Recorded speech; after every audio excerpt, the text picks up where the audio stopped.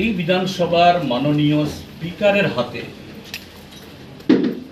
যেভাবে গণতন্ত্র জবাই হয়েছে,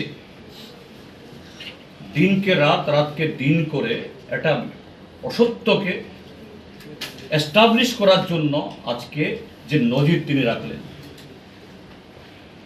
বিগত 3টা দিন বহু ধরনের তাদের যে অ্যাসল্ট,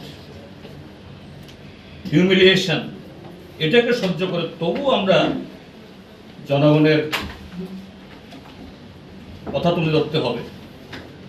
ত্রিপুরার যে 42 লক্ষ মানুষের তাদের অসহ্য অপমান ইত্যাদি সূচক ব্যবহার এগুলোকে, এবং স্পিকারের যে ধরনের আমাদের এই কণ্ঠস্ব স্তব্ধ করে দেওয়ার চেষ্টা, এর মধ্যেও কিন্তু দেখা গেল যে না, যে স্পিকার রেফারি হয়ে, আম্পায়ার হয়ে নিজেই তিনি শাসক দলের হয়ে খেলছেন,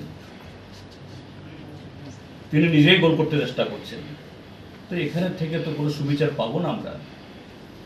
কাজে অন্তত আপাতত, আগামী দিন কী হবে জানি না, যে এই অধিবেশনের বাকি দিনগুলো আমরা বয়কট করছি, আমরা আসছি না। গণতন্ত্রের পক্ষে এটা একটা কালো দিন, এই বিধানসভার পক্ষে এটা একটা কালো অধ্যায়, যে কীভাবে গণতন্ত্র খুন হলো। আজকে সারা ত্রিপুরা রাজ্য আজকে সাক্ষী হলো এই ঘটনায়।